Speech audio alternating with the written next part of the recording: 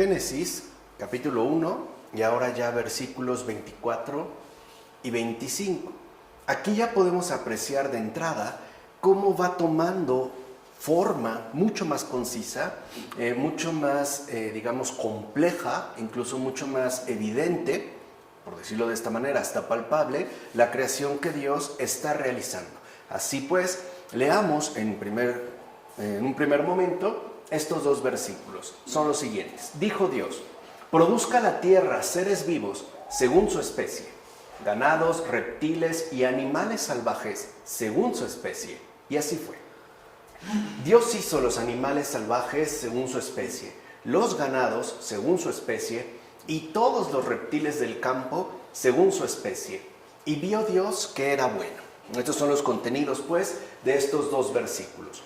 Para empezar, que produzca la tierra seres vivos, que es la expresión inicial, justo con la que inicia el versículo 24, no significa que el alma, o sea, este principio, ¿no?, de animación, de ánima, que poseen en tanto animales, estuviera oculta en la tierra y finalmente apareciera, sino que ésta comenzó a existir en el preciso momento en el que se dio el mandato, como menciona Basilio de Cesarea en sus homilías sobre el examen. Entonces, esto es muy importante porque en el momento en el que escriben los padres de la Iglesia, digamos que aquello que resulta ser dominante en general para la gente, pues es la cultura pagana, ¿no? Y en general esta cultura pagana, sobre todo de marcada influencia griega, sostenía una especie de dualismo en el cual se afirmaba, por ejemplo, que el cuerpo era ciertamente algo mudable, ¿no?, algo mortal, y en cambio el alma era una especie de realidad distinta. De hecho, para empezar, era algo inmaterial, y precisamente por ser inmaterial se consideraba que no tenía una correspondencia análoga a la del cuerpo. Dicho de otra manera, para el paganismo, que es la atmósfera a final de cuentas en la que se presentan los padres de la Iglesia, el alma es una especie de principio vital que no está sujeta a la corrupción y a la muerte, y por tanto tampoco estaría sometida a la temporalidad. De hecho, para algunos el alma sería una especie de principio vital atemporal que, por razones muy diversas o según teorías distintas, ha entrado en contacto con el cuerpo, pero al final, ¿no?, tienen una dimensión totalmente diferente. Lo que menciona el Génesis, y en este caso a través de Basilio de Cesarea, es que no hay nada previo en realidad al mandato divino, ni siquiera el alma. O sea, no es que el alma ya estuviera ahí, como dice San Basilio, oculta en la tierra, no sabemos de qué manera, y finalmente ingresara a estos cuerpos de animales que Dios ha creado. No es así. O sea, lo que insiste, por ejemplo, Basilio de Cesarea, es que Dios crea, pero crea de manera total.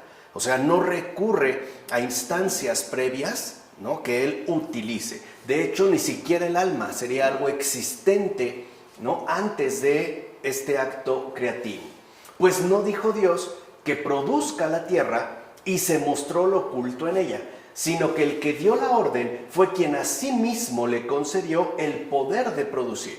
Entonces, aquí quedan claras dos cosas. Primera, que solo Dios hizo productiva la tierra. Él, no la tierra en sí misma. Y dos, que esta productividad, esta fertilidad, esta fecundidad de la tierra se hace presente a partir de la orden, es decir, de la indicación que Dios le dirige. En efecto, con esto queda claro que la palabra de Dios es el único origen de todas las cosas hechas.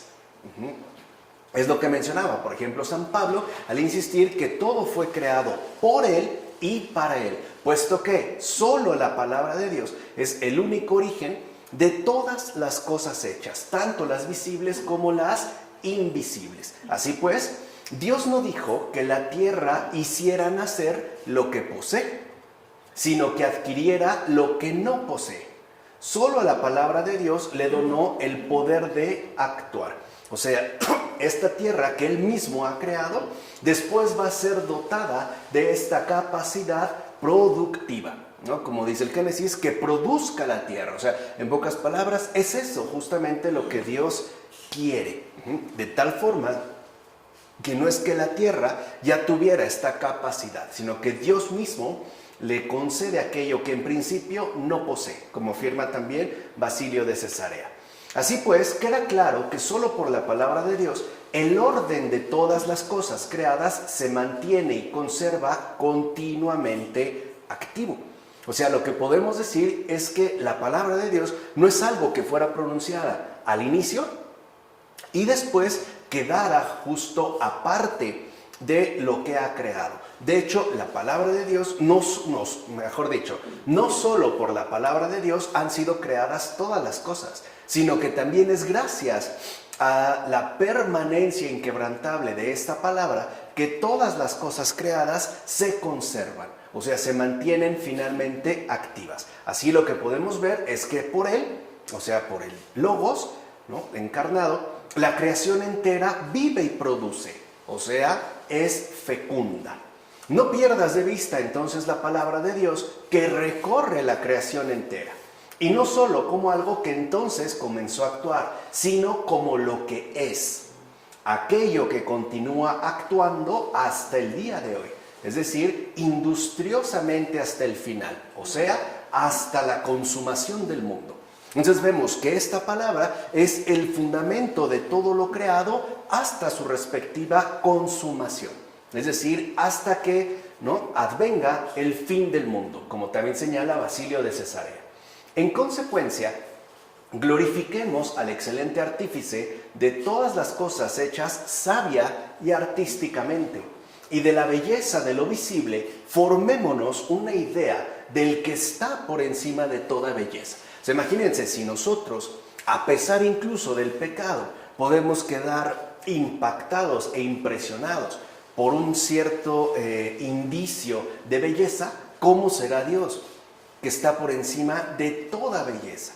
Y de la grandeza de estos cuerpos pequeños que percibimos por los sentidos, conjeturemos por analogía la infinitud e inmensidad que en la plenitud de su poder supera todo pensamiento.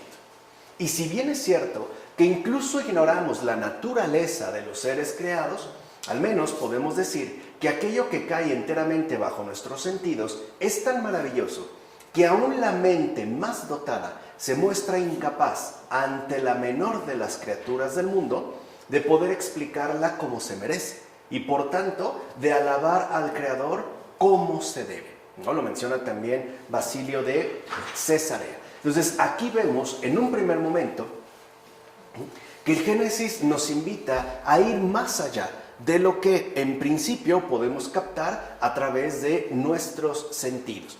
Y que incluso no quedemos como restringidos a las conjeturaciones que nuestra propia capacidad intelectual puede llevar a cabo.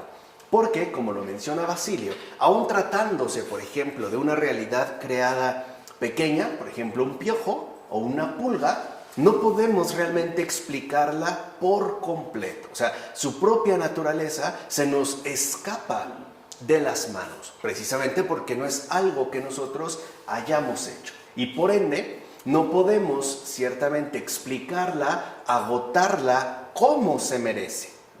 Así pues, aunque nosotros tuviéramos razón en ciertas descripciones ofrecidas, o sea, aun cuando ciertas teorías elaboradas fueran correctas, no por ello estaríamos alabando al Creador como se debe. Ahora bien, no debemos olvidar que Dios no produjo todas estas cosas solo para nuestro uso.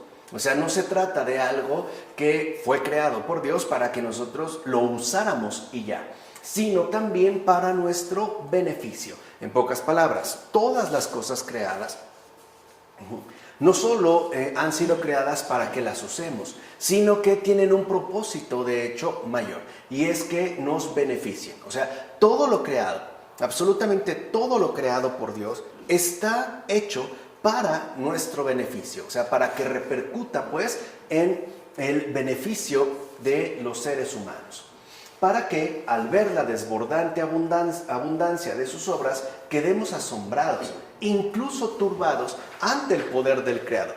¿no? Como a algunos les ha ocurrido. Y entonces estemos en condiciones de saber que gracias a la distinción que tuvo con respecto al ser humano, es decir, aquel que iba a existir, todo fue creado por una sabiduría llena de inefable amor hacia él, ¿no? Como afirma Juan Crisóstomo en sus homilías sobre el Génesis. Entonces lo que vemos es que la sabiduría de Dios ha creado el universo entero justamente por amor al ser humano. Aquel que, como dijo Juan Crisóstomo, iba a existir. Está pues pensada para nosotros. Está hecha justamente para nosotros. Pues bien, uno solo es el mandato de Dios que dice: produzca la tierra fieras, ganados y reptiles según su especie. Y en efecto, surgieron diferentes naturalezas de una fuente única. Por ejemplo, la oveja mansa y el león feroz, así como diversos instintos de animales irracionales que a final de cuentas terminan imitando las diferentes determinaciones voluntarias del ser humano. Aquí es donde vemos no solo la cuestión del uso, sino la cuestión del beneficio. Así pues, la zorra muestra la astucia humana, la serpiente los dardos envenenados de los aduladores, el caballo que relincha los jóvenes desbocados, y la hormiga trabajadora está llamada a despertar al perezoso e indolente.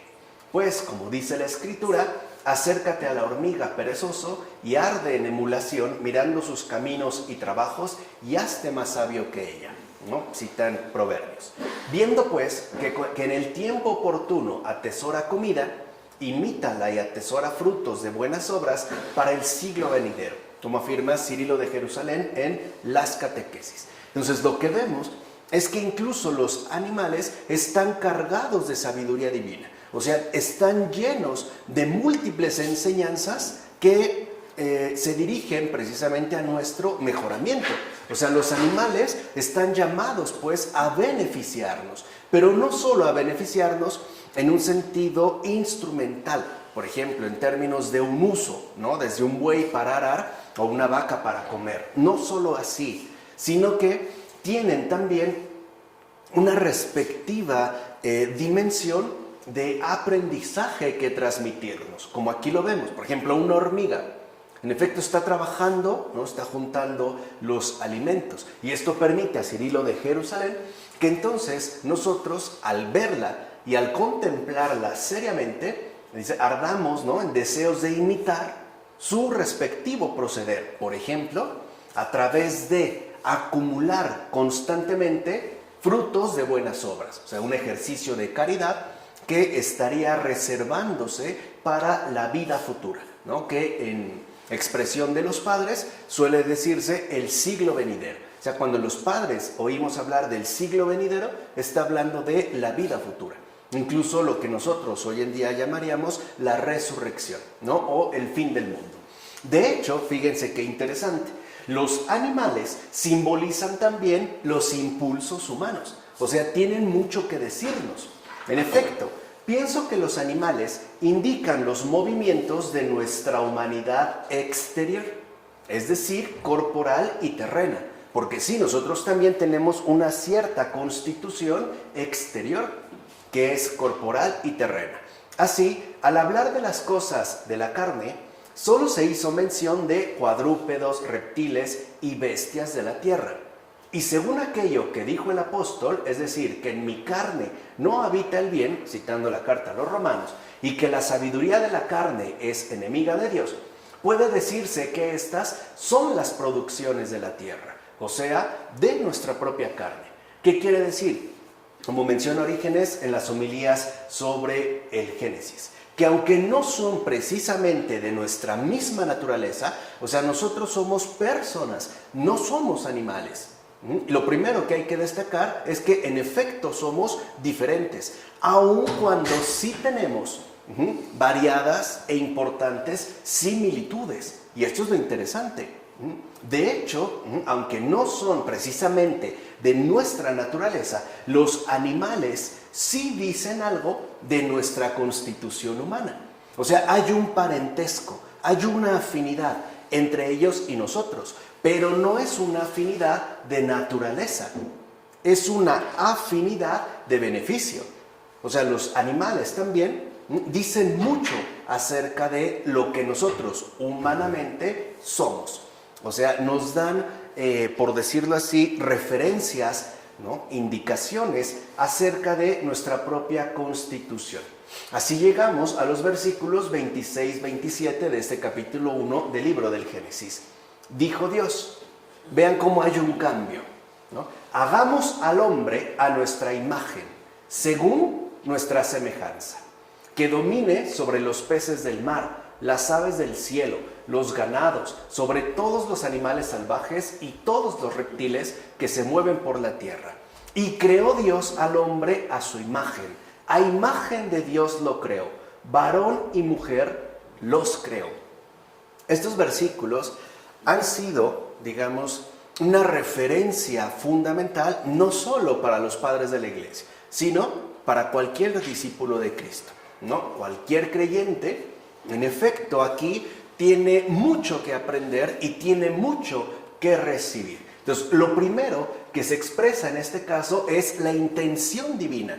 Fíjense que hay un cambio. ¿Se acuerdan que en los versículos anteriores, es decir, 24-25, se dijo, o dijo Dios, que produzca?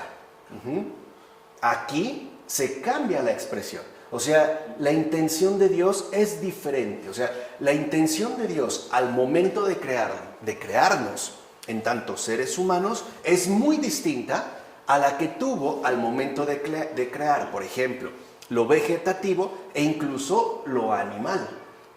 Porque aquí esta intención divina se expresa precisamente a través de la palabra hagamos.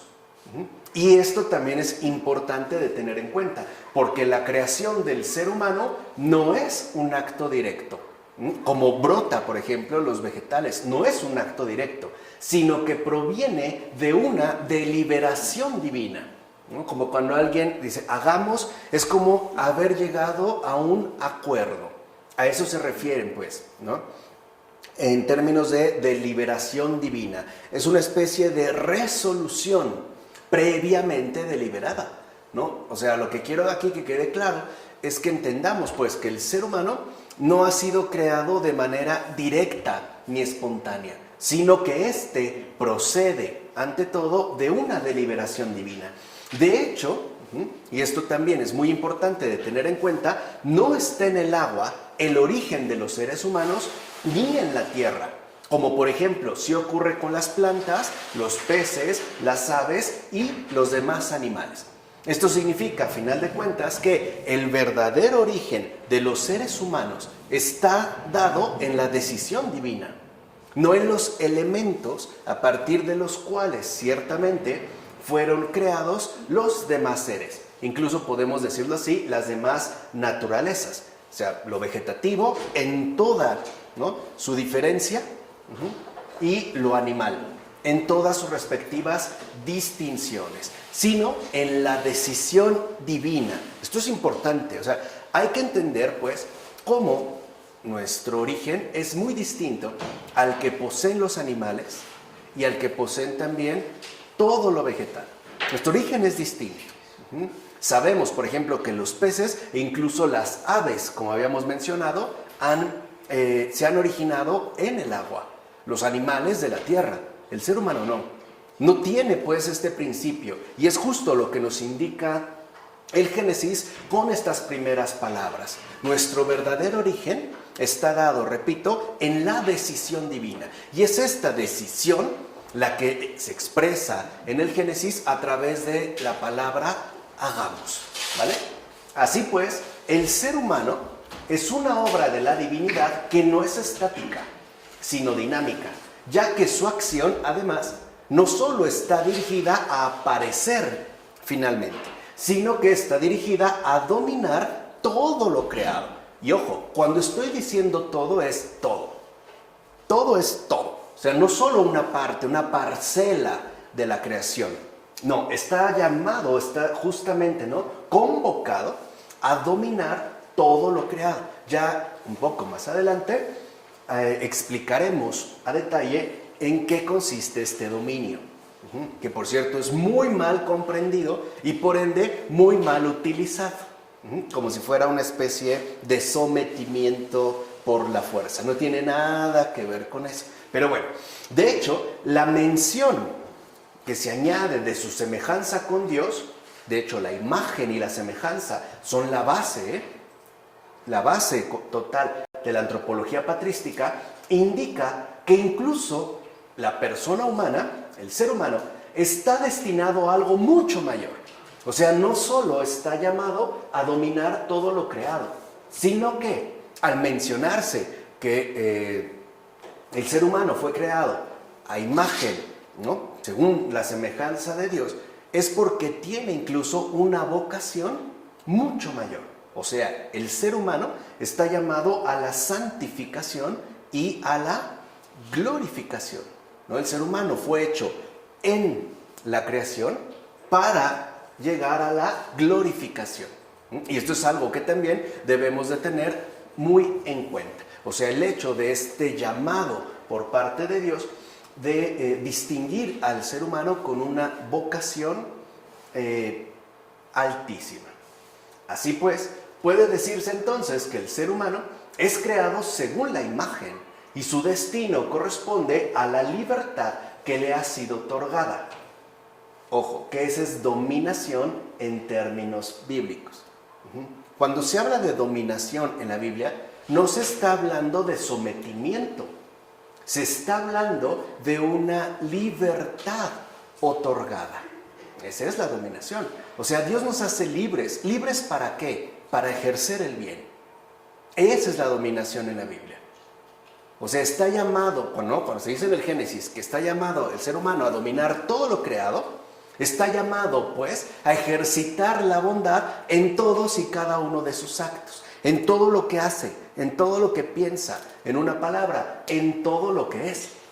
Porque justo así, o sea, a través de esta dominación, y que espero ya se haya entendido, es como se puede alcanzar la semejanza con Dios. Entonces, hay una base, la imagen, que tiene que ser ejercitada, que tiene que ser asumida. Pero esta digamos, asunción de la imagen, esta potencialización de la imagen, es algo que solo puede darse libremente. O sea, Dios no obliga a nadie a ser bueno. Lo vemos en el caso, por ejemplo, ¿no?, del demonio y sus pares. Ahí Dios no los obligó a que fueran buenos, o sea, que se mantuvieran ángeles. Eso es algo que se da de manera libre, porque Dios es bueno libremente, no impositivamente. Eso es lo que nos conduciría justamente, ¿no?, a esta plenitud de convocación que Dios nos ha dirigido y que en la Biblia, ¿no?, se llama semejanza con Dios. O sea, dicho brevemente, el ser humano posee una dimensión material que para nada es inseparable de su dimensión espiritual. O sea, libertad para él, bien. Entonces, cuando se menciona que el ser humano ha sido llamado o ha sido creado para dominar todo, está diciendo que ha sido creado para que en libertad obre siempre el bien, para que mantenga, ¿no?, la creación llena de bondad. Ese es el dominio. Si lo ven, no tiene nada que ver con un sometimiento, por ejemplo, forzoso. Hoy diríamos, con el uso de la fuerza. No tiene que ver nada con eso. La dominación, en sentido bíblico, de hecho, el dominio de Dios es la bondad. Es una bondad jamás interrumpida. Es un bien no quebrantado. Ese es el dominio. Por eso es importante que nosotros entendamos qué es lo que se nos está diciendo. En efecto, dominar la creación significa instaurar el reino del bien, es decir, la semejanza con Dios, con este mundo que también es material. O sea, no solo se trata, ¿no?, de quedarse recluidos al ámbito espiritual, y decir que ahí es donde yo puedo, de cierta manera, mantener una cercanía con Dios, ¿no? Esto también se tiene que ver, se tiene que manifestar materialmente. Porque así como Dios ha creado todo con sabiduría, el ser humano, al encomendarle esta tarea tan enorme, ¿no?, dominar todo lo creado, debe seguir, pues, ¿no?, el ejemplo de aquel que lo creó también a él. O sea, debe seguir pues con la semejanza con Dios. Es más, el ser humano realmente logra alcanzar la semejanza con Dios cuando es renovado en la fe cristiana. O sea, según el mandato de santidad que Dios mismo ha instituido como regla de vida humanamente genuina. Entonces, nosotros vemos que la fe cristiana, precisamente, ¿no?, lo que nos transmite, lo que nos hace llegar, es esta regla de vida humanamente genuina. O sea, nos hace llegar, ¿no?, nuestra respectiva participación en el reino del bien. Lo que, por ejemplo, también se conoce como reino de Dios. O cuando hablan del reino. Cuando Jesús, o sea, Dios mismo, habla, ¿no?, para nuestra humana comprensión en esos términos, el reino de Dios, está hablando precisamente de este reino del bien. Está hablando de ese dominio que Él mismo nos encomendó al momento de ser creados. Así pues, nuestra humanidad está marcada por una condición de reinado, primero, en tanto posesión de la razón divina. O sea, nosotros hemos sido dotados de logos, o sea, de Cristo, pero también de libertad, de inmortalidad, de virtud y de justicia. Entonces, aquí estarían como los rasgos fundamentales de nuestro respectivo dominio. Un uso intensivo y permanente de la razón divina, o sea, de la intelección, pues, de Dios, no de este mundo. También con libertad, la inmortalidad, la virtud y la justicia. Entonces, en esto consiste justamente el dominio del ser humano sobre la creación entera, al que ha sido llamado por Dios. Ahora bien, la expresión hagamos, y esto también es importante, no fue usada por Dios con ninguna otra criatura, con ninguna. Para ninguna otra criatura, y conste que creó y mucho, es más, podemos decir demasiado. Bueno, con ninguna otra criatura usó Dios esta expresión hagamos. De hecho, aún no se había usado esta expresión en ninguna de las cosas que se habían hecho. En todo caso, el mandato fue breve, con todo lo demás. Por ejemplo, hágase la luz, hágase el cielo, etc. Y sin más deliberaciones, se hizo la luz, el cielo y el resto de las cosas creadas. ¿Se acuerdan que en el Génesis, en los primeros versículos, aparece ese importante dijo Dios? Ya, no hay más. Pero cuando aún no existía el ser humano, hubo ya deliberación de Dios en torno a él. Quiere decir que no se trataba de cualquier cosa. O sea, el ser humano no es una cosa entre las demás cosas. Se trata de algo completamente distinto. Y con ello, no estoy apelando al menos a los dos sentidos que pueden captarse en español. Es distinto en el sentido de diferente, de todo lo creado, pero también es distinto en el sentido de que ha recibido una distinción especial de parte de Dios mismo. Por eso es que hay deliberación de Dios en torno a él. En efecto, Dios no habló de igual manera en este caso, pues no dijo, hágase el hombre, sino que antes dijo, hagamos. ¿Se entiende? Hay una diferencia, hay una deliberación, como cuando se trata de algo muy importante y entonces nos ponemos de acuerdo. Aquí de hecho nosotros ya sabemos que este hagamos en plural, que para muchos ha sido sorpresivo, ¿no?, remite pues a la deliberación, ¿no?, esencial de la propia Trinidad. Por eso se habla en plural. Reconoce, por tanto, tu propia dignidad, ya que no te dio origen con un mandato, como por ejemplo, si en el caso de la luz, los animales, la tierra, etc., sino que hubo una deliberación previa en el seno de Dios sobre cómo llevar a la vida. ¿Se entiende? O sea, esto quiere decir que nuestro modo de vida humana, cargada, como decimos, gracias a la decisión divina de esta dignidad, no es equiparable a la de ningún otro ser.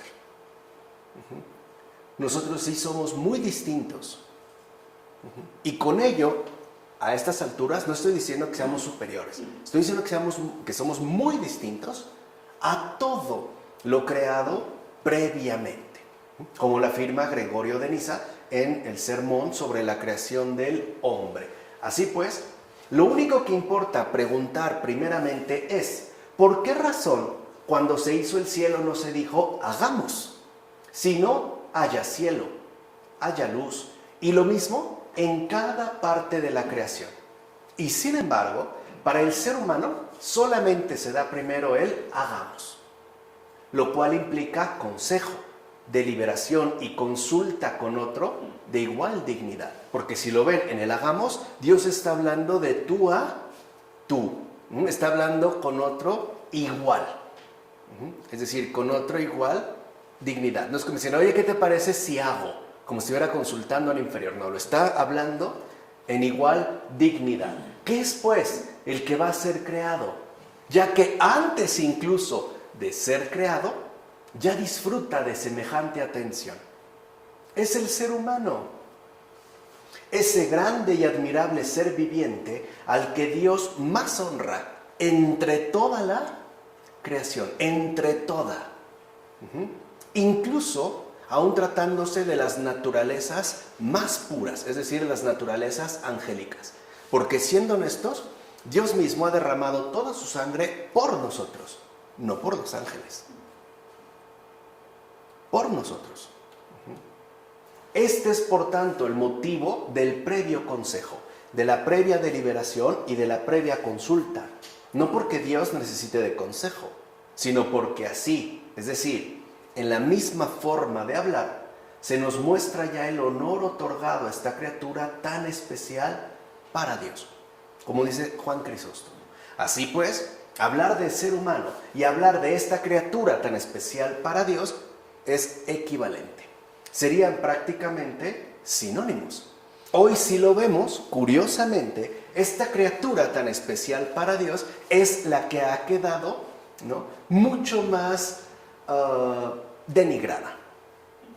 Es de la que peor se habla, la que se considera, ¿no?, este monstruo devorador y destructor en la tierra. Al punto de que, para muchos, lo mejor que podría ocurrir a estas alturas es que todo ser humano en este planeta desaparezca. O sea, que se acabe con esta criatura tan especial para Dios.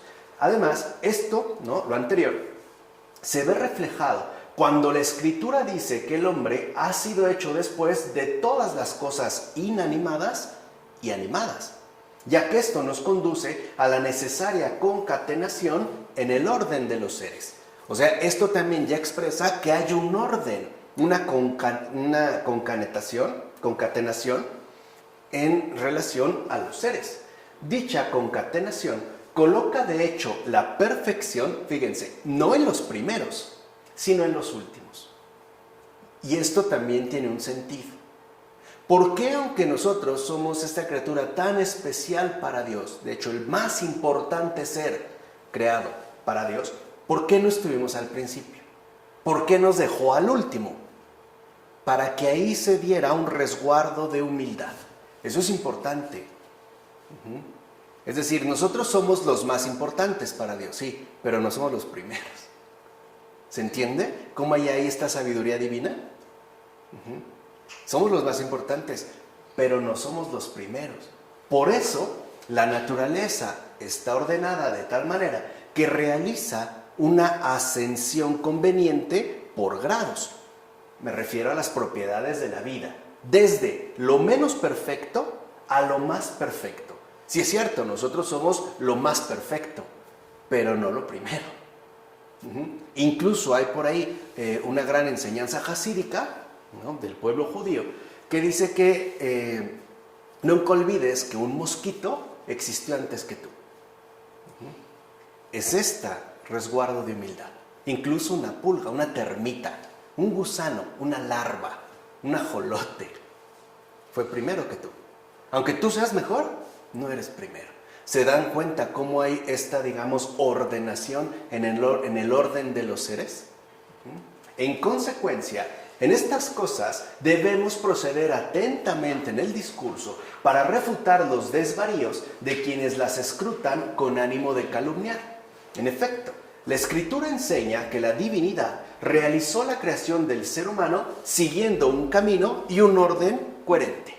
Después de que fue consistente el universo, o sea, una vez que ya quedó pues establecido, una vez que ya quedó justamente edificado, el ser humano no fue puesto inmediatamente en la tierra, sino que le precedió la naturaleza, para empezar, de los irracionales.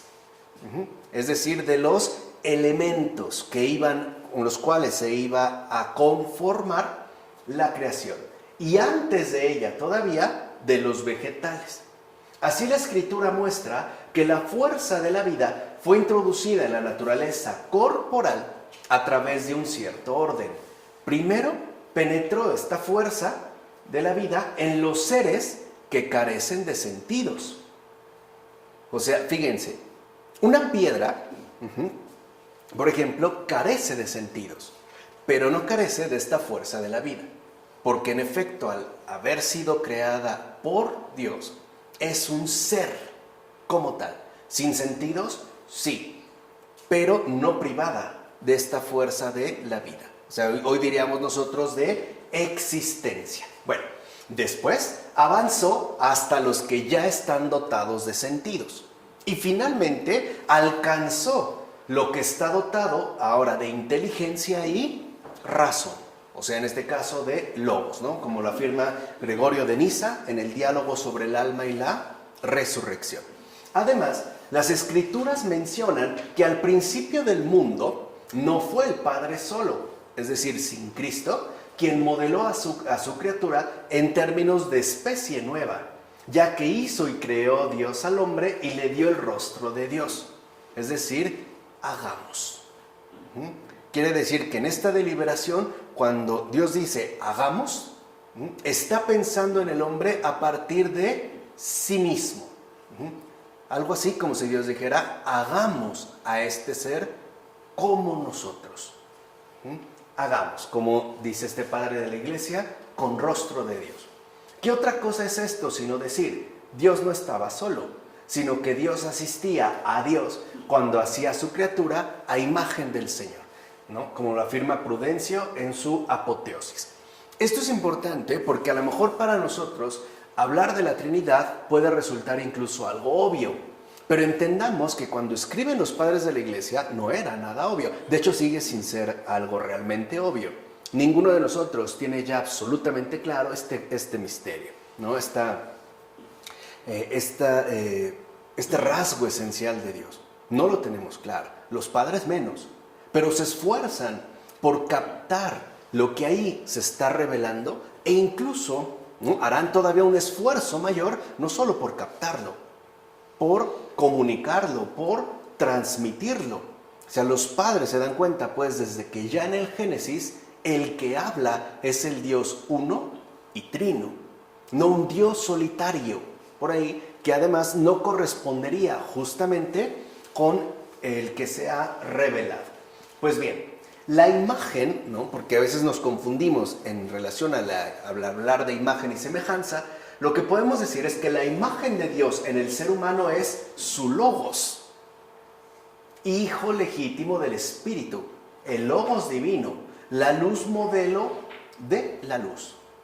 Recuerden cuando dimos, ¿no?, estos cursos de filosofía católica dedicados a la base antropológica, dijimos que nosotros somos realmente logemas.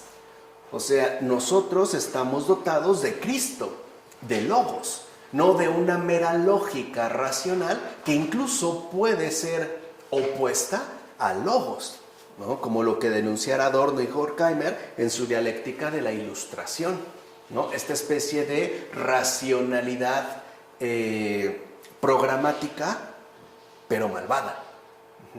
Cuando alguien, por ejemplo, ¿no?, hace las cosas con una lógica fría, incluso una lógica criminal. Por eso cuando hablamos de la imagen no estamos hablando de una lógica según nuestro entorno humano. Estamos hablando de logos.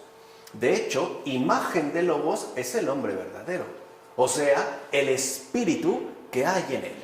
Así pues, el ser humano se parece al logos divino por la inteligencia de su corazón y por ella es espiritual. Y en efecto es así.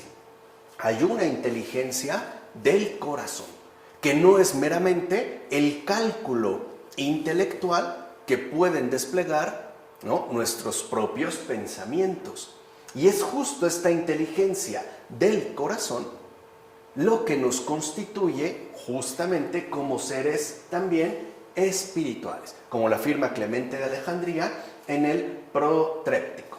Ahora bien, Dios dijo: hagamos al hombre a nuestra imagen y semejanza. Es Dios mismo quien eso dice. O sea, hagamos un cooperador según Cristo. Es decir, es como si Dios dijera: hagamos al ser humano, hagámoslo, ¿no? Hagamos a un cooperador según tú, al que está viendo en igualdad de dignidad. O sea, a la imagen pues de Cristo. Por eso dice según imagen. Así pues, el ser humano no es imagen de Dios como tal, sino según su imagen, o sea, según Cristo. Dios no tiene, por ejemplo, en cuanto tal, el espíritu no tiene, por ejemplo, nuestras cejas y nuestras propias extremidades. Es según su imagen, porque esta imagen, ¿no?, que además es justo la que se expresa implícitamente en el hagamos, es Cristo. En efecto, solamente Jesús es imagen de Dios. Él sí, solo Él. Solo Jesús es imagen de Dios. Nosotros somos según Jesús. Es decir, según la imagen de Dios. El ser humano es según su imagen. De hecho, fíjense, aunque parezca extraño, para que vean que no es parte de nuestra lógica humana, sino de Logos, nosotros tenemos esta constitución corporal, o sea, nuestra anatomía antropológica es así por Cristo, por la encarnación del Verbo. Nosotros estamos hechos según Él, no Él según nosotros, es según Él. Recuerden, antes de la creación está la redención. Por eso es tan importante que nosotros comprendamos las Escrituras a la luz de la verdad, o sea, a la luz de Jesús. No es casual, pues, que Jesús fuera extendido en la cruz con los brazos abiertos. Nosotros por eso también tenemos esta forma corporal, es decir, según su imagen. El ser humano es, pues, imagen de la imagen. Y es cierto. Pero tengamos en cuenta que se dijo según nuestra imagen.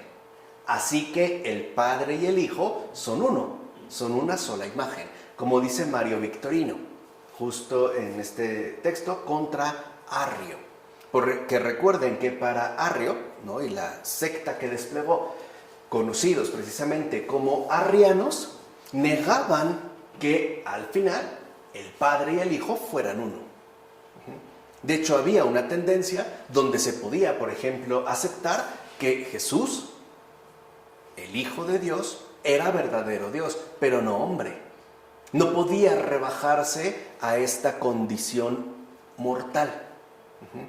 Por otra parte, hubo otra tendencia que justo sostenía lo contrario. No, Jesús es el Hijo de Dios, es verdadero hombre, pero no es verdadero Dios. ¿Se entiende? O sea, esta incompatibilidad. Lo que vemos que los padres de la Iglesia están tratando de mostrar, ojo, a partir de las propias Escrituras, es que Jesús es Dios. Y al ser Dios es idéntico, es pues uno con el Padre. Los dos son uno. Que esto es, repito, algo que a lo mejor pasamos por alto, pero costó siglos. En pocas palabras, los padres de la Iglesia fueron los grandes, ¿no?, los grandes exploradores y expositores de la verdad. Y a muchos les costó eso, por ejemplo, persecuciones, exilios e incluso el propio martirio. Bueno, cabe mencionar lo siguiente. La Escritura dice: a imagen de Dios los creó, y con ello omitió lo de la semejanza. Esto indica que el ser humano solo recibió la imagen en su primera creación. O sea, en la creación que se está mencionando, ya que la perfección de la semejanza le ha sido reservada para la consumación, es decir, para la resurrección. Así pues, nuestra semejanza con Dios en esta tierra O sea, el dominio que nos fue encomendado solo alcanza un cierto grado de parcialidad. O sea, no se puede alcanzar, dadas las condiciones, esta semejanza que se nos ha otorgado. Esta semejanza solamente será perfecta hasta la consumación, es decir, hasta la resurrección. Así pues, el ser humano debía conseguir la semejanza con Dios mediante el esfuerzo de su trabajo, que es una especie de anticipo, ¿no? Una especie de entrenamiento, pues, para la semejanza plena, que se entiende el esfuerzo de su trabajo como ejercicio de las virtudes. Lo vimos precisamente con la terapéutica de las enfermedades espirituales. Ciertamente, la posibilidad de esta perfección que le fue regalada desde el principio, o sea, la semejanza, es decir, por la dignidad de la imagen, el ser humano debía finalmente convertirla mediante las obras en la semejanza perfecta, como menciona Orígenes en su texto sobre los principios. Entonces vemos que, en pocas palabras, nosotros fuimos creados en la tierra para la divinidad. De tal forma que nuestra dinámica esencial, es decir, antropológica, es simple.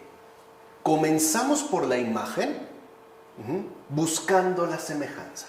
O sea, el ejercicio constante de las virtudes que solamente se manifiesta y ejercita a través de las obras. ¿Se entiende por qué entonces Dios dice en el Génesis, ¿no?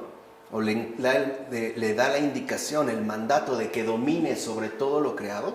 Porque si sigue este orden que Dios ha implantado, al alcanzar la semejanza perfecta, en efecto, el ser humano no va a ser más que la imagen también de Dios en este mundo visible y material.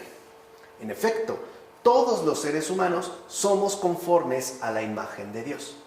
Pero el ser a su semejanza es solo de aquellos que por una gran caridad sometieron su libertad a Dios. Solo en este caso a través de esto. Pues solo cuando no nos pertenecemos es que somos semejantes al que nos reconcilió con Dios por caridad. Esto nadie lo alcanzará si no persuade a su alma a no moverse según la fácil vanagloria humana, como le dice Diádoco de Fótice en Sobre la perfección espiritual. O sea, lo que vemos pues es que la imagen apunta a la semejanza, es decir, el principio a la perfección, a la consumación, a Jesús. Por eso lo va a decir claramente en el libro del Apocalipsis: yo soy el alfa y la omega. O sea, yo soy el principio y la consumación. En términos bíblicos, lo que está diciendo Jesús es: yo soy la imagen y la semejanza. Por eso él lo ha afirmado, ¿no? Yo soy el camino, la verdad y la vida. Estando como decir, yo soy Dios. Pero si le ven, el Señor también es como muy humilde, ¿no? Nunca, ni siquiera en su forma de hablar agrede. Ni siquiera ahí se impone. Por eso es importante de tener en cuenta. Por eso es que fuimos creados a su imagen. A imagen de la imagen. Según pues Cristo, principio y consumación. Pues bien, ¿cómo se dice nuestra, siendo el Hijo imagen del Padre? Además, ¿por qué no se dice suya? ¿Por qué se dice nuestra? Se añade nuestra para indicar que el ser humano sea imagen de la Trinidad. Fíjense cómo ya hasta el siglo IV, es decir, Agustín, en este tratado de la Santísima Trinidad, ya se ha avanzado en este misterio. Antes no. Estamos hablando de 400 años, más o menos. Poco más, poco menos. Pero es un misterio que se ha ido, ¿no? Digamos, captando cada vez de mejor manera, hasta la fecha. Por supuesto, continúa Agustín, no imagen igual a la Trinidad, como el Hijo lo es al Padre, sino solo imagen parecida, es decir, por semejanza, o sea, según una cierta cercanía imitativa, no sustancial. Y esto va a ser importantísimo, por ejemplo, para poder establecer nuestra respectiva constitución. En pocas palabras, nosotros somos imagen y semejanza de Dios, no según la naturaleza, sino según esta cierta cercanía imitativa, que se da a través, como hemos mencionado, por medio del ejercicio constante de la caridad, o sea, el ejercicio ininterrumpido de las virtudes. Aun cuando nosotros, por ejemplo, alcanzando esta perfección, ¿no?, en la resurrección, seamos como Dios, seamos literalmente como Él, no lo seremos en naturaleza. Lo seremos en la perfección total de esta imagen y semejanza. O sea, aún así lo seremos por una especie de perfección imitativa, no de la misma naturaleza. No es que se trate ya de una confusión total y una mezcla ahí extraña, no.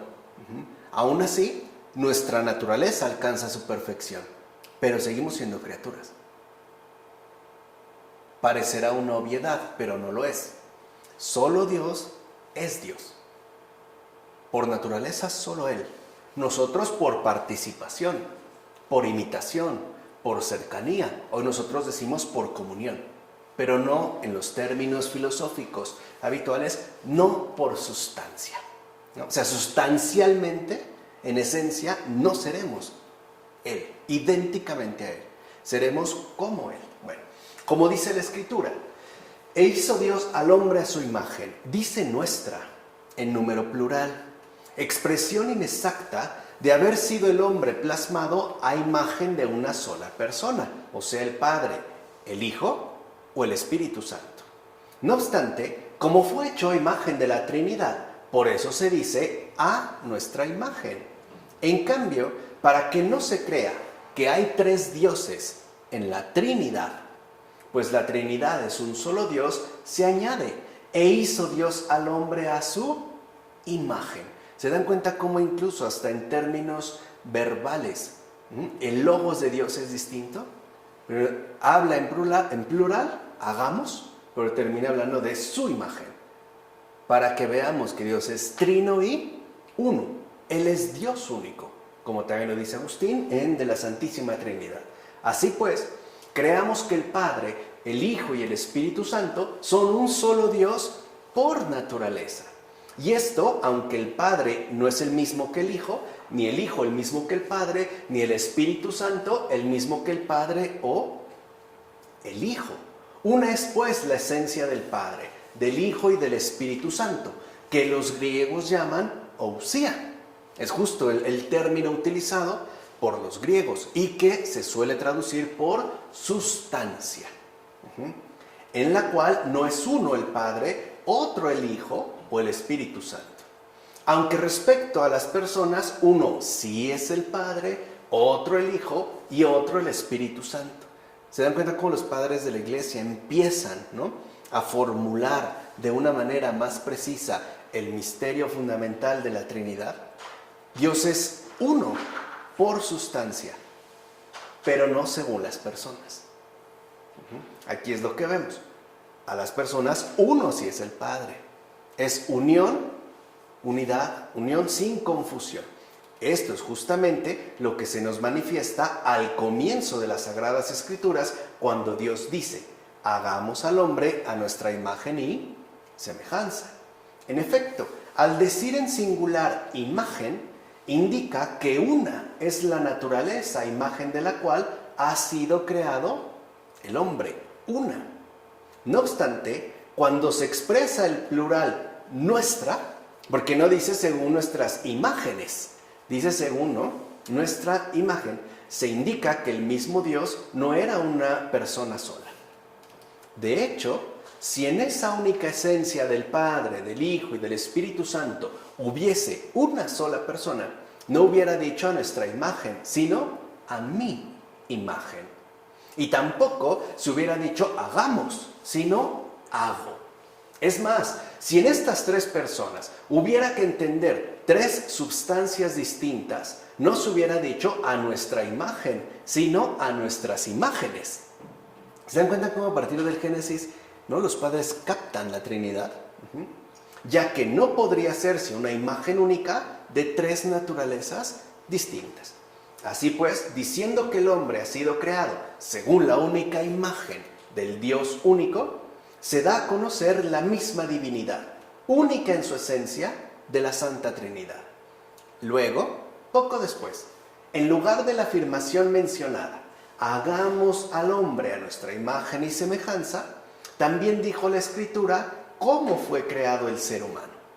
O sea, primero se coloca, ¿no?, el principio a partir del cual el hombre fue creado. Y después se nos dice como de pasada cómo es que se creó, ¿no? Dios creó al hombre, a imagen de Dios lo creó, como afirma Fulgencio de Ruspe sobre la regla de fe. De hecho, en los tiempos antiguos se decía que el ser humano había sido hecho según la imagen de Dios, pero no se mostraba, ya que aún era invisible el verbo, es decir, el logos, a cuya imagen el ser humano había sido hecho. O sea, no se había pues encarnado, no se había manifestado el logos encarnado. Por tal motivo, este fácilmente perdió la realidad de la semejanza. Pero cuando el verbo de Dios, el logos, se hizo carne, confirmó ambas cosas. Por un lado, mostró la imagen verdadera, mostrándose él mismo lo que era su imagen. Y por otro, asimismo nos devolvió la semejanza y le dio firmeza. O sea, no solo nos devuelve la semejanza, el camino recto, la orientación para el bien, sino que nos dio la fuerza para realizarlo, justo para hacer al ser humano semejante al Padre invisible por medio del verbo, el logos visible, como dice Ireneo de Lyon en su gran texto contra las herejías, Adversus a herejes. Entonces vemos pues cómo ya en estos versículos tan importantes, no solo, y eso es fundamental, no solo se menciona que el ser humano fue creado distintivamente, ya dijimos, ¿no?, con distinción. Y no solo se nos dice que tiene esta distinción, sino que además se nos indica quién le otorgó esta distinción. Si lo ven, de fondo, es que en estos versículos, insisto, tan centrales para los padres de la Iglesia, de hecho, en serio, no es equivocado decir que toda la antropología patrística, o sea, toda la concepción del ser humano están basados en estos versículos. De hecho, en esta cuestión de la imagen y la semejanza, lo que vemos, pues, es que Dios y el hombre, el humano, son inseparables. Así como se habla del hombre, al mismo tiempo se expone el misterio de los misterios. O sea, que Dios es uno y trino. Es la misma Trinidad la que ha creado, pues, al humano. Así pues, la imagen de Dios no es en principio algo corporal, sino espiritual. Algo, pues, que no corresponde a este espacio de visibilidad en el que ya nos encontramos. Pues la figura del cuerpo, como tal, no contiene la imagen de Dios. Ni se dice del hombre corpóreo que haya sido hecho, sino plasmado. Vean cómo este término va a ser sumamente importante. En consecuencia, este que ha sido hecho a imagen de Dios es nuestra humanidad interior, invisible, incorpórea, incorruptible e inmortal. Es justo, dirá Orígenes en sus homilías sobre el Génesis, es justo en estas cualidades que se ve la imagen de Dios. De hecho, esto es algo interesante porque, aunque la imagen de Dios no se ve, la revela la semejanza. ¿Se entiende? O sea, es la semejanza, lo segundo, lo que pondría al descubierto lo primero. En este caso, la base, la imagen. Porque si entendemos la semejanza como, a muy grandes rasgos, el ejercicio de las virtudes, es porque este ejercicio de las virtudes correspondería con la imagen plasmada en principio. Por eso recuerden, en este caso se va de lo invisible a lo visible. Pero expliquemos con mayor precisión, cómo me gusta esto de los padres, ¿no? Como si no hubieran tenido nada mejor que hacer, ¿no? Como si fuera una cosa, así como algo. Hoy cuando lo queremos despachar todo de un tuitazo, ¿no? En un Twitter creemos que ya lo sabemos todo y que lo hemos dicho todo, ¿no? Bueno, Pero expliquemos con mayor precisión el significado de a imagen de Dios, porque es muy esencial. ¿Acaso el cuerpo está hecho a imagen de Dios? ¿Es acaso Dios tierra? El cuerpo, en efecto, es tierra. ¿O es que Dios es corporal y por tanto débil como el cuerpo y sometido a las pasiones corporales? Tal vez podría parecerte que la cabeza ha sido hecha a semejanza de Dios, porque es más elevada. O que los ojos sí, porque ven, o los oídos porque oyen. Pero si te fijas en la estatura, y esto tiene que ver también con un planteamiento filosóficamente griego, aquello que concebía al ser humano como dividido en 3 niveles. La parte inferior o baja, básicamente de la cintura para abajo, y en particular la genitalidad, que sería justo lo más deplorable, ¿no?, del ser humano.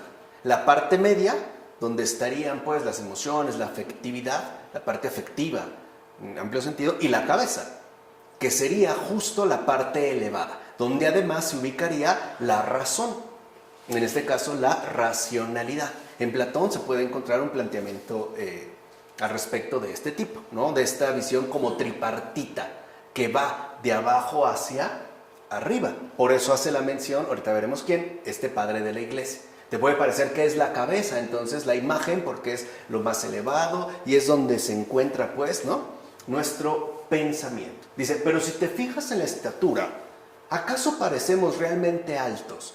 Porque con la altura de la cabeza sobresalimos un poco sobre la tierra. No hemos de avergonzarnos, más bien, que se diga que somos semejantes a Dios, porque tenemos una estatura más alta que las serpientes, las gacelas, las ovejas o los lobos. O sea, ¿con qué nos estamos comparando? ¿O a partir de qué queremos establecer esta comparación?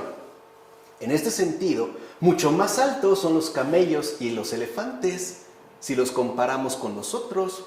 Ciertamente es una capacidad extraordinaria el contemplar los elementos del mundo y conocer las cosas que consigues alcanzar. Sí.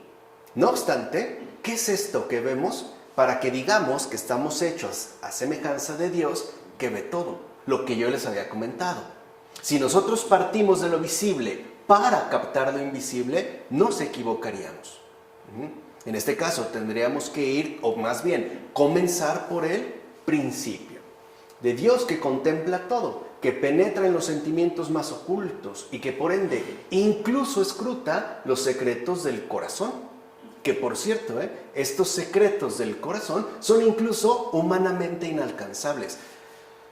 La gran mayoría de nosotros ni siquiera tiene idea de los secretos más recónditos de su propio corazón. Muchas veces ni siquiera sabemos realmente quiénes somos. No nos termina de quedar claro qué somos. No debería avergonzarme de hablar así cuando ni siquiera puedo verme enteramente a mí mismo. Cuando ni eso podemos, por supuesto, veo aquello que está delante de mí, pero no puedo ver lo que está a mis espaldas. De hecho, no sé cómo es la parte posterior de mi cabeza, ni sé cómo es mi nuca, ni puedo ver mis riñones. Y de igual manera, ¿qué es lo que oímos cuando no puedo ver u oír lo que está a cierta distancia? Si las paredes se interponen, se impide tanto la vista como el oír. Además, nuestro cuerpo queda adherido a un solo lugar, es decir, queda restringido a un espacio limitado. Incluso las fieras salvajes exigen un mayor espacio que el ser humano. Se ven los zoológicos, ¿no? Ya muchos de nosotros queremos un departamento de ese tamaño, ¿no? Como una de estas jaulas renovadas para las fieras, ¿no? No sé, 300, 400 metros cuadrados, no sé cuántas cosas, ¿no? Bueno, y dice, y son todas más veloces. Así pues, el cuerpo no puede haber sido hecho a imagen de Dios, pero sí nuestra alma. Vean la diferencia, ¿se entiende? En esta misma dimensión invisible. Sí nuestra alma, que va de aquí para allá, no espacialmente, con sus pensamientos, sus propósitos y sus reflexiones. Y es cierto, gracias al alma, nosotros no tenemos una restricción espacial. No quedamos, pues, confinados a un solo lugar. Dice este padre de la iglesia, he aquí que estamos, por ejemplo, en Italia y pensamos en aquellas cosas que se encuentran en Persia y hasta vemos a los que viven en África. Incluso dirigimos nuestras palabras a las personas que están separadas de nosotros y hasta revivimos a los muertos para hablar con ellos y les abrazamos como si estuvieran vivos. O sea, ni siquiera nos quedaríamos restringidos, por ejemplo, al ámbito netamente, ¿no?, del más acá, sino que incluso nos trasladamos al más allá. Así pues, es nuestra alma la imagen de Dios.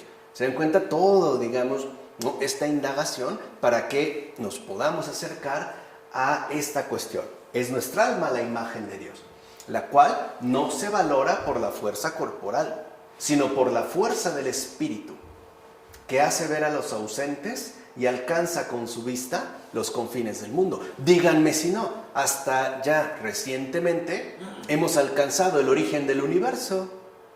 Hasta allá nos fuimos, ¿no? Por poner un ejemplo, gracias a esta fuerza del Espíritu. Ella es pues la que se une a Dios, la que se adhiere a Cristo, la que desciende a los infiernos y la que mora libre en el cielo. Escucha lo que dice la Escritura: nuestra morada está en los cielos. ¿No es entonces a imagen de Dios aquella en la que Dios siempre habita? Lo dice Ambrosio en los 6 días de la creación. ¿Lo ven? Entonces, precisar más qué es eso de la imagen, se está refiriendo al alma, en tanto fuerza espiritual que también nos ha sido concedida. Puede decirse entonces que la humanidad recibe la semejanza con Dios mediante un sacrificio vivo. Y esta es la otra parte. No creamos entonces, como buenos paganos o neopaganos, que el cuerpo se puede ir mucho al carajo, porque no es así. Eso no corresponde a la verdad. O sea que la semejanza, la ejecución libre del propósito de Dios, ¿no?, que es justo la adquisición, la perfección gradual de esta semejanza, se logra mediante un sacrificio vivo, o sea, por medio de un servicio ofrecido por el cuerpo. Quiere decir que aunque en el principio espiritual no se ve, el cuerpo también está llamado a integrarse a esta dinámica, a ser compañero de bien, no para el mal. En efecto, la humanidad adquiere las virtudes a través de la atención y de la observación de sus sentidos, las cuales expulsan al hombre viejo que está corrompido por sus desviados apetitos. Y así se renueva por el conocimiento a imagen de su Creador, lo cual convierte a la humanidad en semejanza y efigie de Dios. Entonces presenta su cuerpo como un servicio racional ante Él, consagrando y presentando a Dios todos sus miembros a la manera de votos y ofrendas, las manos, los pies, etc. Y asimismo ofrece sacrificios aceptables de acción de gracias. Tales sacrificios glorifican a Dios incesantemente con el cuerpo y también con el espíritu. Por ejemplo, muchos de nosotros tenemos lengua, no estamos mudos. ¿Para qué la usamos? A veces tenemos una lengua larga, ¿no? A veces la usamos para destruir a los demás. De hecho, no sale nada bueno, ¿no?, de nuestros labios. O sea, ahí se ve esta glorificación, ahí se ve esta fuerza. Muchos de nosotros tenemos vista. ¿Para qué? Para estar viendo los defectos de los demás, para estar señalando siempre algo que no me agrada. Muchos de nosotros tenemos piernas, no andamos en silla de ruedas. ¿Para qué? Para irme con mi amante, ¿no?, a celebrar la infidelidad al tope. ¿Para qué?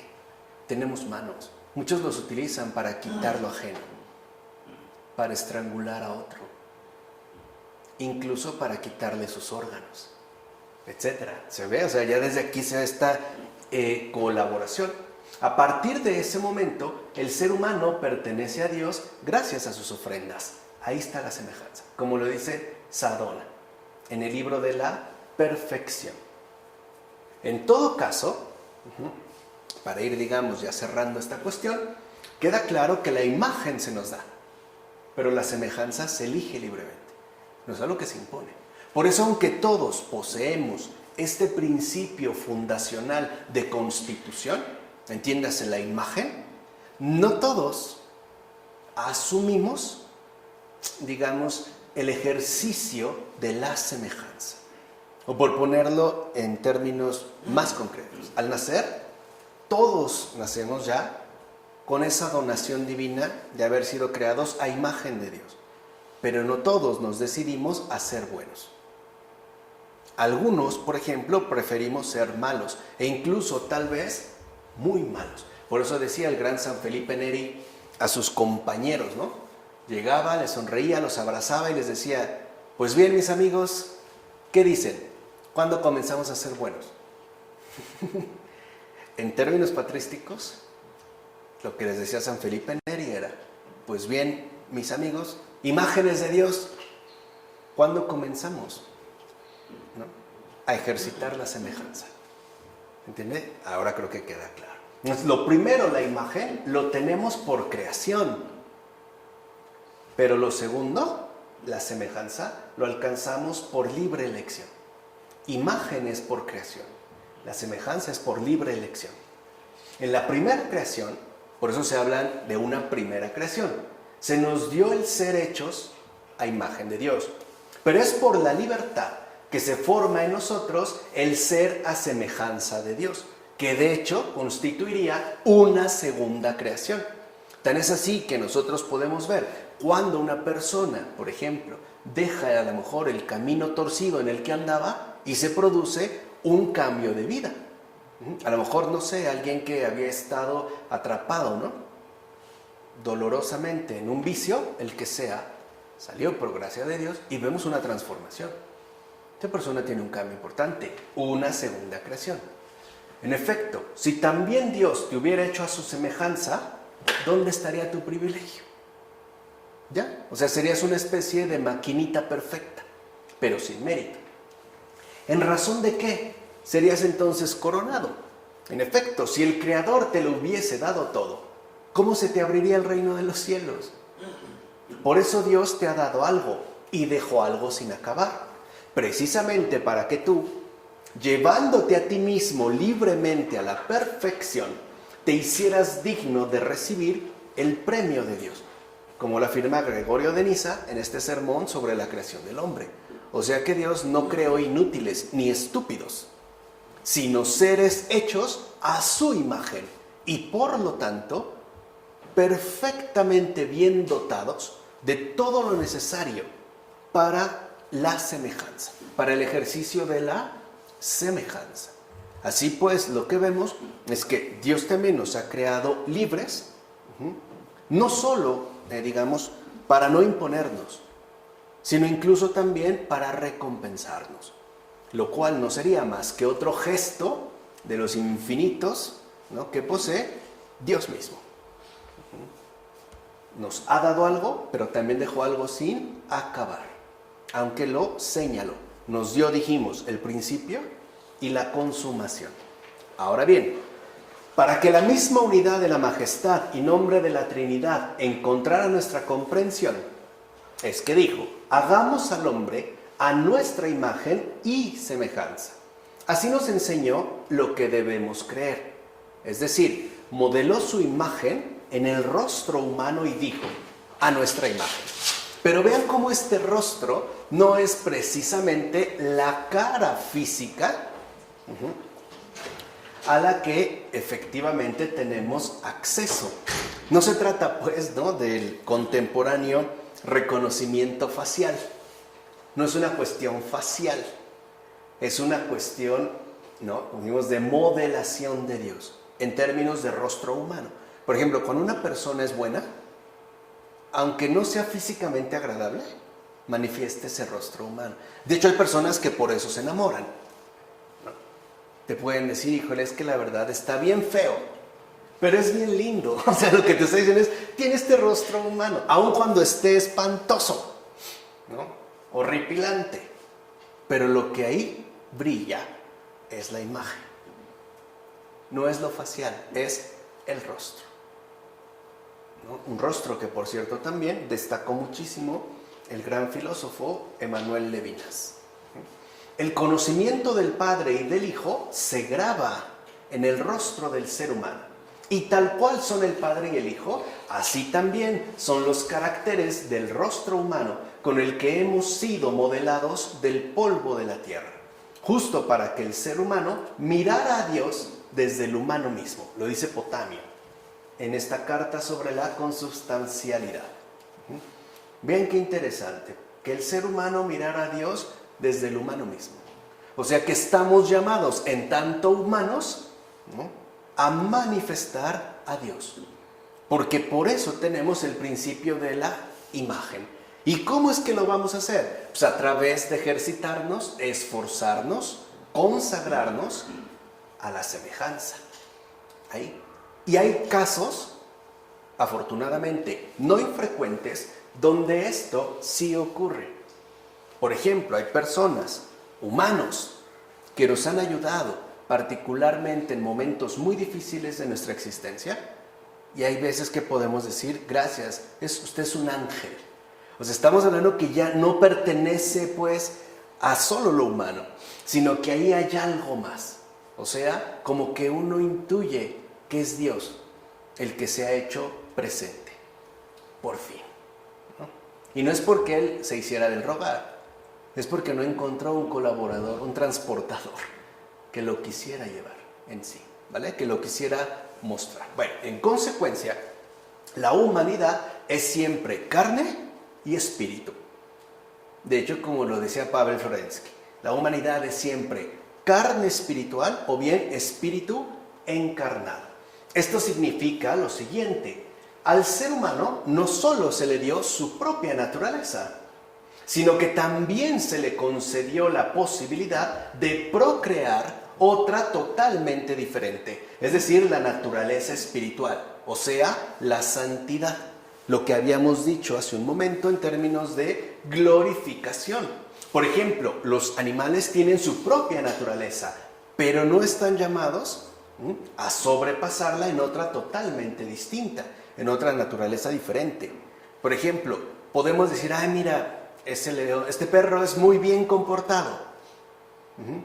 Pero nunca veríamos ahí reflejado ni siquiera una naturaleza humana. Siempre hay como una diferencia. Aun cuando esté muy educado, aun cuando sea como muy entendido, como que hay una distancia que no se supera. En el caso del ser humano, no. En efecto, son semejantes a la divinidad las naturalezas inteligentes, pero son totalmente diferentes las que solo pueden conocer mediante los sentidos. Y todavía están mucho más lejos de la divinidad las que carecen de alma y movimiento. O sea, en pocas palabras, nada de panteísmo, no confusión de las naturalezas, nada de que entonces Dios es todo y Dios está en todas partes. Pues no, porque sí hay un orden dado a los seres. Ciertamente, mente y sentido son diferentes entre sí y tienden a sus propios fines, pero llevan y actúan en sí mismos la majestad del verbo, de Logos. De hecho, lo alaban, fíjense qué bonito, ¿no? Lo alaban silenciosamente por sus tareas. O sea, no se trata pues que nuestro intelecto, por ejemplo, actúe según el orden de los sentidos, ni que los sentidos se quieran regir por las leyes del intelecto. No, que cada uno alabe a Dios silenciosamente por sus respectivas tareas, es decir, siendo heraldos emocionados, ¿no? Siendo heraldos emocionados en toda nuestra respectiva constitución. Evidentemente, todavía no había tenido lugar la unión entre ambos para que se manifestara la sublime generosidad y sabiduría divina sobre la creación de las naturalezas, en las distintas naturalezas. Todavía no eran pues ni conocidas ni admiradas todas las riquezas de esa divina bondad. Pero cuando el Verbo Creador quiso mostrarlo, entonces formó un ser desde otros dos, es decir, uno de naturaleza invisible y otro de naturaleza visible. ¿Se acuerdan cómo comenzó la creación? Por lo invisible. Y después se pasó a lo visible. Lo mismo en el caso nuestro. La gran diferencia es que mientras unos y otros, antes del ser humano, quedaron ciertamente, ¿no?, distinguidos, de hecho, diferenciados, ¿se acuerdan con la separación de las aguas? En nosotros, más bien, fueron conjugados.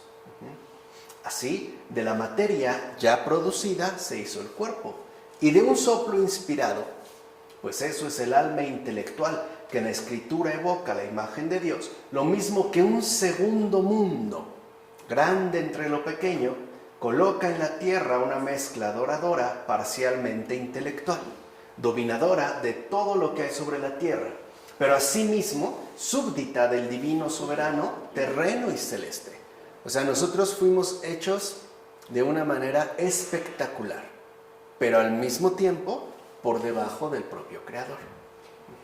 Este compuesto, perecedero e inmortal, visible e inteligente, hecho de espíritu y carne, espíritu por la gracia y carne por la exaltación, espíritu porque permanece y se goza con los beneficios con los que fue adornado, y carne, puesto que sufre para que se dé cuenta de los sufrimientos y así aprenda y se corrija a sí mismo cuando se enorgullezca de su grandeza, que sí suele pasar. Es una criatura que peregrina hacia otro lugar. Y lo que es el mayor de los misterios, es deificada por Dios y posee incluso una inquebrantable inclinación hacia Él, como afirma Gregorio Nacianceno. ¿Y sí? Todos tenemos una inquebrantable inclinación hacia Él. Todos. Y no solo es una inclinación espiritual, es también una inclinación simbólica. Una especie como de adoración perpetua. Así pues, Dios no creó la naturaleza humana por otra razón, sino porque Dios es bueno. Y siendo bueno, y habiéndose decidido por su bondad a crear la naturaleza humana, recuerden, hagamos, no quiso mostrar a medias su fuerza de bondad, de forma que otorgase al ser humano algo de sus propios bienes y por envidia no le comunicase a otros, como algunos sostienen, que por eso Dios nos quiso limitar y expulsó del paraíso. Ya hablaremos de eso, ¿no? Para que no lo fuéramos a destronar y entonces no tuviera competencia. ¿Qué tantas tonterías se dicen? ¿No? Sino que se mostró perfecto en bondad. Es decir, por medio de hacer al ser humano de la nada y dotándolo de toda clase de bienes. Nosotros venimos de la nada, pero se nos ha dado todo. Todo, absolutamente todo. Y como es muy largo el elenco de los bienes, o sea, todo lo que se nos dio, de forma que es difícil enumerar uno a uno, la Escritura los abarca a todos con la expresión a imagen y semejanza. Es una especie también de resumen, lo cual equivale a decir que la naturaleza humana fue hecha partícipe de todo bien, cosa que los otros seres creados no tienen. Tienen una participación adecuada a su propia naturaleza, o como lo dice la Escritura, según su especie. Nosotros no. A nosotros sí se nos ha hecho partícipes de todo bien, tanto material como espiritual. Añadamos a esto que el haber sido hechos a imagen de la naturaleza divina significa que desde el comienzo nuestra propia naturaleza es regia. La naturaleza humana, creada para dominar el resto de las criaturas, ha sido hecha, a causa de su semejanza con el Rey del Universo, como una imagen viviente que en efecto participa de su arquetipo en la dignidad y en el nombre. Por supuesto, no le adorna la púrpura. Recuerden que en la antigüedad la púrpura solo era usada por la realeza, ¿no? Ni muestra su dignidad con el cetro o la diadema. Tampoco su arquetipo lo hace, y sí es cierto. Dios tampoco lo muestra así. No tiene ni diadema, ni cetro, ni púrpura. Sino que en lugar de púrpura está revestida desde el comienzo de toda virtud. Dirá, ¿no?, Gregorio de Niza sobre la creación del hombre. Toda virtud, que es la más regia de todas las vestiduras. Y en lugar de cetro se apoya en la bienaventuranza de la eternidad. Y en lugar de la diadema terrenal lleva puesta la corona de la justicia, de forma que en ella se manifiesta la dignidad real según su exacta conformidad con la belleza arquetípica de Dios. Entonces vemos cómo nuestra constitución es verdaderamente sorprendente. Así pues, con sus propias manos, entiendas esto, un contacto personal. De hecho, ¿no? Lo veremos ahí, Dios tomó tierra. Con los demás nada más dijo, digámoslo así, ¿no? Con un señalamiento, aquí no. Con un contacto personal, Dios creó al ser humano a su imagen y semejanza. Formó el cuerpo de la tierra y le dio un alma racional e intelectual por medio de su divino soplo. Y por eso decimos que en verdad es imagen divina. Es evidente, por una parte, que es imagen, justo por ser libre e intelectual.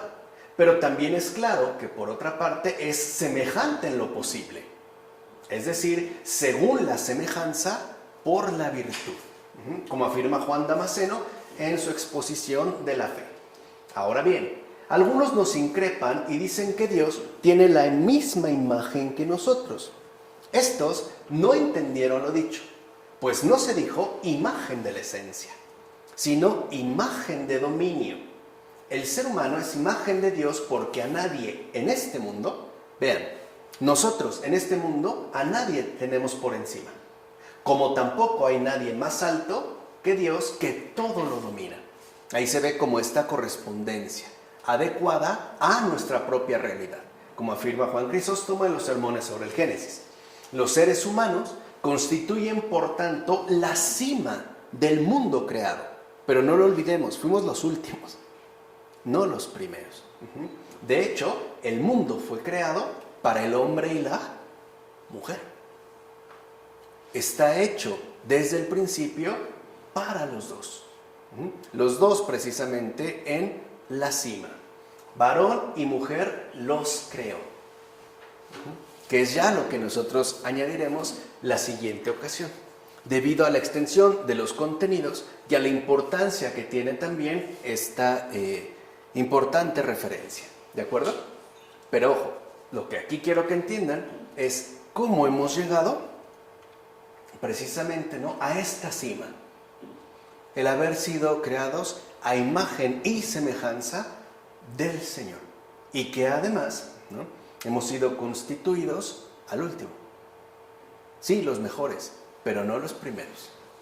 Esto hay que tenerlo muy presente. Y ya veremos el por qué en la siguiente ocasión se habla de varón y mujer. ¿De acuerdo? Vamos a dejar hasta aquí.